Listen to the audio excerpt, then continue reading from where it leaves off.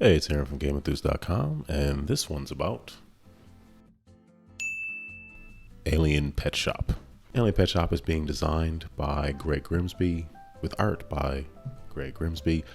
2 to 4 players, ages 14 and up, and take about 30 to 60 minutes to play. It's also being published by Ogre Crossing Games. See, there's an ogre, and the door's crossing something. Ogre Crossing. You get it. Alien Petshop is a dice worker placement game where you are trying to acquire unique pets that can be sold to customers for a hopefully ever increasing amount of money. And there's a marshmallow pet that's on fire. So, in fact, there's a lot of smoke here. I feel like they all should be a little more concerned. I don't. You know what? Let me just show you what the components are.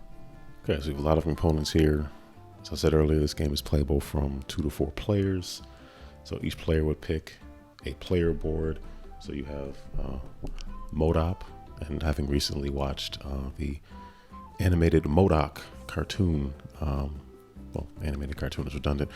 The animated MODOK show, I appreciate MODOK quite a bit. A little bit of a Galactus shaped head going on there as well. I like that. And each different pet shop owner has a different ability. Like MODOK can buy habitats for free. Nom's Pet Galley. Nom can claim and place 1 free trait token for every mutation phase. At Pet Fleet, your workers cost 1 less coin. Your workers are these dice that I have yet to show you. Here they are. Dice.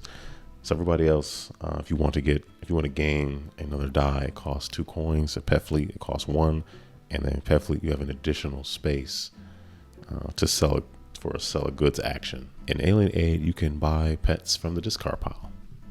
Interesting.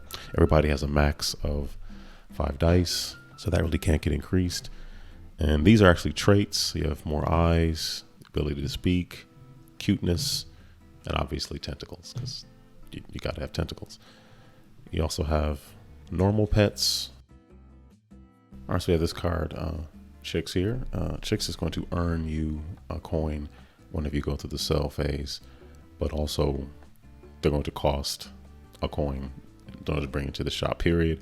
Every pet can have up to 2 traits. So by default, Chicks has a trait of the ability to talk, and this icon here means you can add any trait that you wish. So every pet, for the most part, can have up to 2 traits.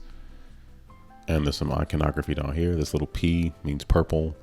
So pets also have colors. So this pet is purple, and we're living in an aquarium. A little water droplet means this looks like it's underwater as well.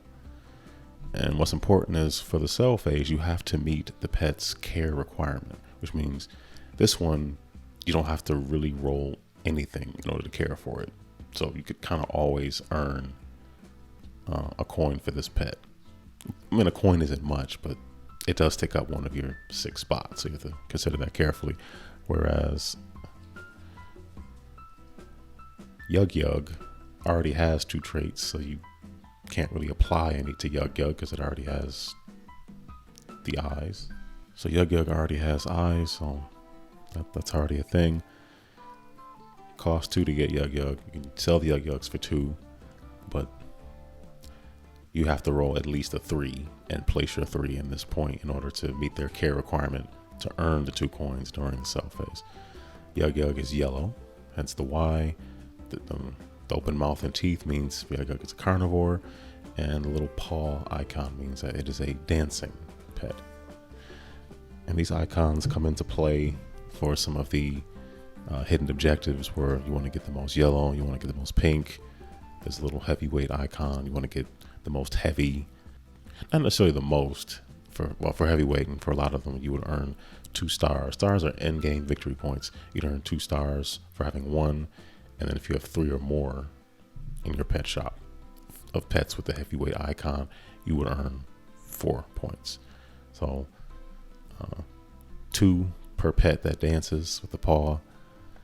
Diversity, so you might get this one where if you have the most different types of attributes, you could earn 2, 3, 4, or 5, 2, 3, or 4 stars. most pets in aquariums, blue pets, green pets, and then most, I keep saying most, but multiple carnivores. So usually you get something for having one, but then you get a little bit more for having usually more than 3. So the super pets are interesting because they cost more, they're worth more. This one is worth 3 coins every time you meet the 3 care requirement, but you also get 2 stars to them at the end. So that's important because your end game score is how much money you have plus how many stars you've earned. It's your total score. The 5 and the die is a hazard, and then there is a hazard by itself. So if you were to roll that, it means if you have a pet in your shop that has an icon, if you have multiples, you'd have to pick which effect you're going to have the hazard affect you. You probably want to pick the one that would hurt you the least. This one hurts kind of a lot if you purchased a bunch of dice already. So this one is, if you roll the hazard, if this was the only one you had in your shop and you roll this hazard, same with Death Fine, it would mean that at the end of the round, you would have to, if you roll that and you put at least a 3 on it to score the coins, you'd have to put this die back into the supply, which means the dollar or the coin, or for the most of the shops, 2 coins you spend on it, you'd have to spend them again in order to get that die back. Like I said, they're worth more. Like you see 4s, and I think 4 is kind of the highest. They all don't have a hazard on them, but like this one has tentacles and eyes. This one has 2 spots. You could put 2 different traits on this one. Some come with traits, some you can add traits. These are the markers for your coins. Everybody starts off with 3, so you just put that there like that.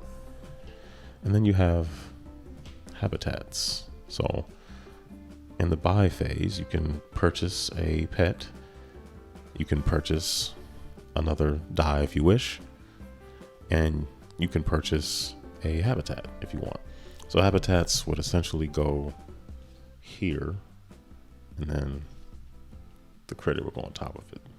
This one means at the end of the game, you get 2 stars, 2 victory points for this individual pet at the end of the game. So that is Critter City. So I guess having an elaborate maze of critters in the office would score you more points. Cloner. This one says raise a pet's value by 1 coin. During the buy phase, if I met the requirement for Yug Yug, and I rolled a 3, put the 3 there, instead of earning 2 coins, I would earn 3. Mutator says immediately add 1 trait token to the pet here, and this pet and Mutator cannot be moved.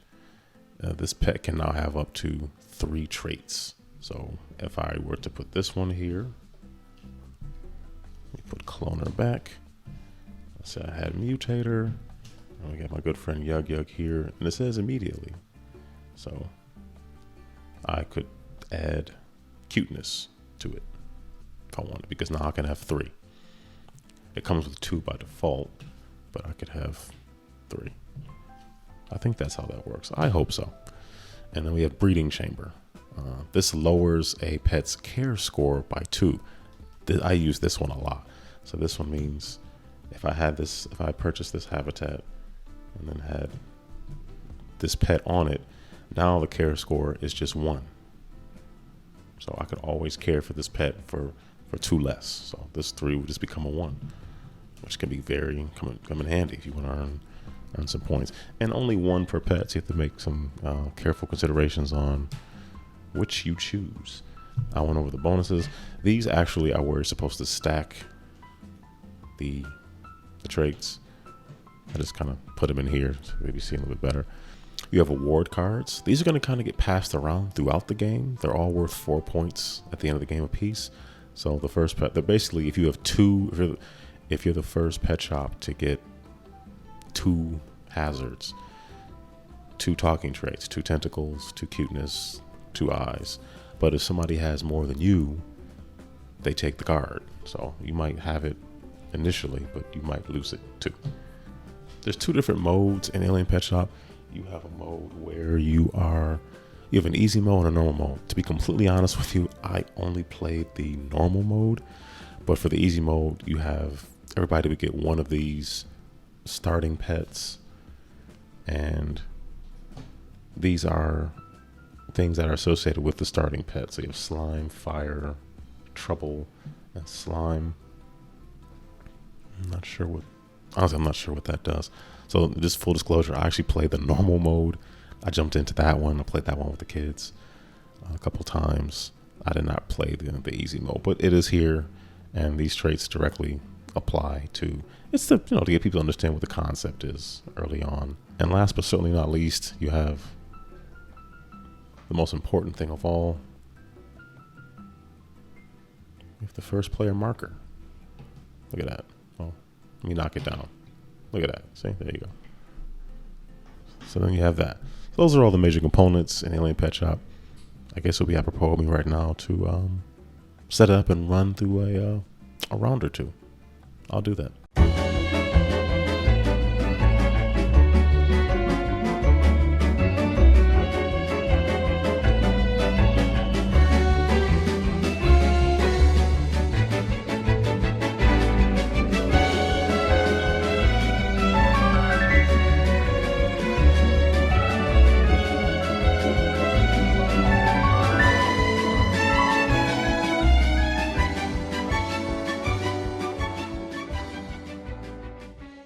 Okay, so one thing I definitely forgot to mention was you do have player guides. They're double-sided. They give you some info on iconography, winning the game, and take you through all the various phases. So I picked Pet Fleet and Modop, which is mental organism design only for Pet Shop. I don't know. It's kind of nice that they get habitats for free. That saves you a whole coin. Habitats are all a single coin. So you have the layout here. You have 1 super pet and 5 normal pets. Discard pile will go here. Both players would have a secret goal card. So a Modop is trying to get the most yellow pets, and Pet Fleet's trying to get the most pink pets. Normally these would not be flipped over for everybody to see, but just so everybody kind of knows. I don't know. Where should I put these? Where should these go? I think I just switched them to by accident, but that's okay. Well, now I'm covering up Modop. Modop's going to go first. The manual says whoever has last been to a pet shop will go first. That's fine. I don't see that many pet shops anymore, but it could just be me. Not in my area, at least. So, not that matters. So you can just pick who goes first. Modop goes first because it's Modop. All right, so the first thing you do is in player order, you can buy 1 pet, 1 habitat, and a die. Everybody gets 2 dice by default. Otherwise, it'd be real hard to roll. All right, everybody has 3 coins, so let's begin. So Modop wants to get pink. There are no pink.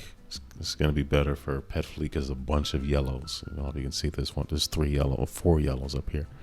No one can afford the super pet because no one can. Also, I've mentioned the game takes place over 5 rounds. So you go through all of this once in a round. That's it. Let's see. Like this one adds, it's worth 1, but it does add a star at the end of the game. This one will cost me 2. They both have the same care score. So Modop is going to pick, and you can also has spaces for traits. So Modop is going to pick Macon. Okay. And that's going to cost 2 coins. And they're going to also buy a habitat. I could give Macon 3 traits, increase their value, or give them points into the game. I think I'm going to go with Cloner. Just because all I need to do is roll a 1 and I can get 3 coins on this every turn. So now Modop is completely broke. All right, and now it is Pet Fleet's turn. Gotta replenish. There's plenty of yellow here for them to choose from. All right, so if I roll for Chomper, it costs nothing to get 2, but if I roll any die with a hazard on it, I lose a coin.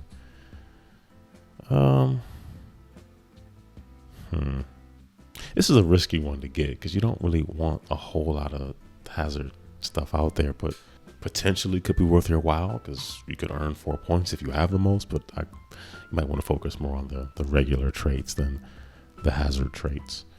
What is Pet Fleet going to do? They want yellow though. All right, they'll just run the risk. They'll take Chomper for 2. Okay, so I guess taking Cloner would kind of getting an additional coin for meeting the Kara score of 0, which should not be difficult. I could get 3. But I feel like just for variety's sake, it would make more sense to do Cloner, but just to show an example, no, I'm gonna do Mutator. I'm gonna do Mutator on that one. I probably should start here, but I want to reach up there, so I'm not going to. And you can't make me. So now they're broke as well. So the buy phase is over. Nobody bought a die, because makes sense. Now we all roll and assign. Okay, so we got 3 and a 1, 3 and a 4. Okay. So we roll and we assign. So you can assign die here or here. So I don't need anything for Chomper to earn the 2 coins, I believe. 0 means nothing. So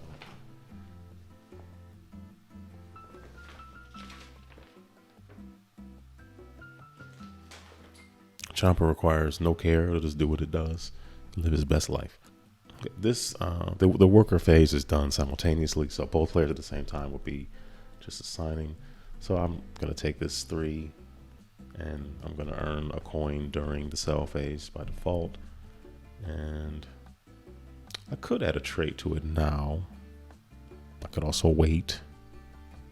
Okay, so I'm gonna take the 1. So Macon has their care score taken care of. And I'm probably going to want to, I could get a trait now, or I want to get my money up, so I'm going to do that. The die purchase value is here, and then you can also spend a coin to re-roll any one die. So important things to know. And I guess they could earn, I could probably wait on the trait. So they're just going to earn 2 coins. This is mutation phase. No one actually placed anything on the mutation. Maybe I should do that as an example. So, all right. So Pet Fleet is the only one who picked add a mutation. So they're going to add, take a look what they have nothing. So I feel like it might be worth seeing Chomper talk. So we're going to add the ability to talk. There we go. All right. Now we go to the sell phase. So it's buy, worker, mutation, sell. So let's start with the first player.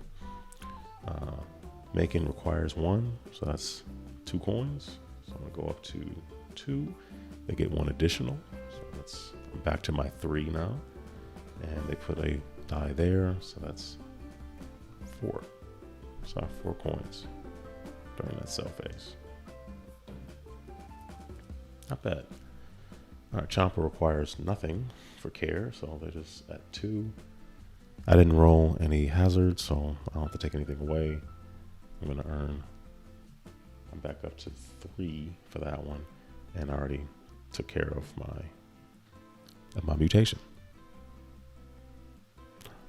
And that's round 1, and there are 5 rounds. I'll go through another one just to show you. So now Pet Fleet is the first player. At the end of the round, you scrap all the pets. They're gonna go away. I'll have to push this up here. They get discarded, and you pull out 6 more. Shmee. Zeg. Ha ha ha. I kind of see a little resemblance there. Ooh, my tryptophobia is triggered by that. Oof, I don't like the holes, but I'll deal with it. Pet Fleet's gonna go first. So they have just as many coins they had last time. They have 3. They are looking for things that are yellow. There's a yellow. Of course, it's the one that has the thing on it. Oof. Ooh.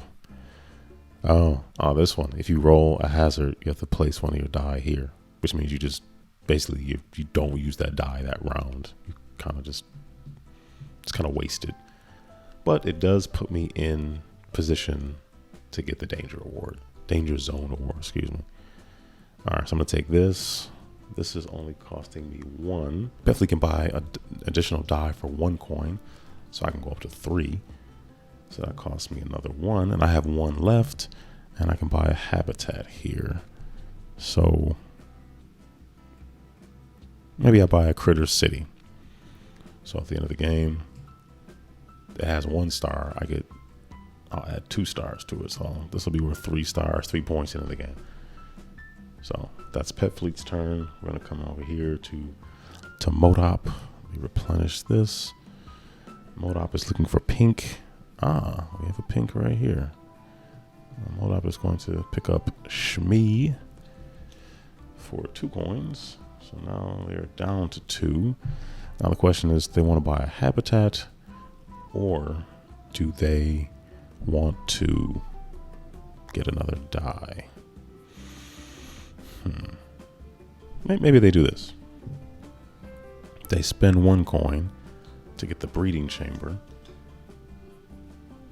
So now Shmee essentially has a care cost of nothing. So I'm always going to get 2 coins. That sounds like it makes sense. I don't know. I shouldn't replenish because that was the second player's turn. So the buy phase is over. We're going to roll these workers.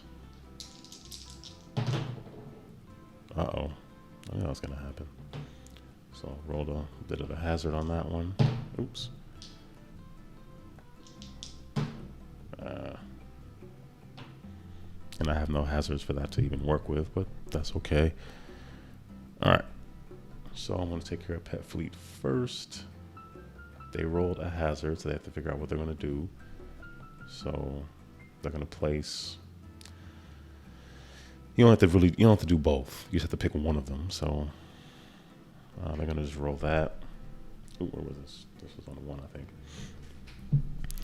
And they're going to earn a little bit more money and earn a trait. So essentially their care is nothing. So they're going to, they don't have to worry about care really. So yeah, die got wasted, unfortunately. All right. This care is 0. This care is 1. So I can essentially just put the 4 here. And you can do combinations. So if something had a care cost of like 3 or 4, you can put 2 dice on it to add up to that value. That is the thing. And maybe they'll grab a trait. So we're going to start competing on these traits. All right. Mutation. Both players did mutation. So player 1's going to go, the active player is going to go first. So the mutation they're going to pick is the ability to talk, which means they have 2. It's the Chatty Pet Award. First pet shop with 2 claims this award. Another pet shop with more may take this card. It applies to all of them. So I'll just put this here. You would put it elsewhere, but I'm just going to put it there so you can see it. They have 2, they get that award. So that die is taken care of. And a trait for this one. So if I put a heart on Shmee here, they would also get the cutest pet award. It would not really go here. Once again, I'm just putting it there so you can see it. They have 2. It just says first pet shop with 2 claims. They're on the same pet, but Shmee is kind of... Anyway, Shmee exists. All right. So now I'm going to go through we did mutation. We did worker mutation. Now we're going to go through the cell phase. And I'm going to go to Pet Fleet here. So there's no care cost for either one of theirs. So they're going to gain 2. So they're back up to 3. And then they had 1 from there. So now they're at 4 coins. And I think that's pretty much it. Wait a minute. They earned 3 for that. 4. Yeah, they were broke. They're at 4. Okay, because 2, 3, 4. Okay. And now down here, Shmi costs nothing, so up to 3. Macon is 2 by default, but with the habitat, you add +1. So we're gonna add another 3 to that. They're up to 6. And there we have it. So that's an example of a flow how Alien Pet Shop goes. You can see you're trying to meet your hidden goal objectives and trying to earn these awards, earn more points, and sort of balancing between like, do I want to focus on something that I can earn more coins with now, or something with more stars? You got to find that balance, because you want to get something that earns you coins because you can accumulate those hopefully every round, but you also want that to be careful that you're not you're not waiting too heavily for. You don't want to spend time building up 5 stars at the end of the game when you could have had 15 coins, because it's your coins plus your stars that combined is your actual high score. I like it. It's fun. The art is quite varied, and the creatures are sometimes a little bit creepy, but they're okay. All right. Any Pet Shop has dice. It has dice placement. It has tentacles, cuteness, eyeballs, talking creatures. It deserves a good home. Your home. Link is in the description. The Kickstarter link is in the description. That's Alien Pet Shop. That's going to do it for me. Hope you enjoyed the video. Give it a like, thumbs up, share it with a friend, share it with an enemy, share it with your friend that has a pet, share it with your friend that doesn't have a pet, share it with an enemy that may or may not have pets, a perfect stranger, whomever. Share it with Modop, share with somebody that works at Pet Fleet, somebody that works at Cloud9, whichever, whatever you want to do. Give it a good home. That's going to do it for me. Thank you for watching. Take care. Stay safe. Be blessed.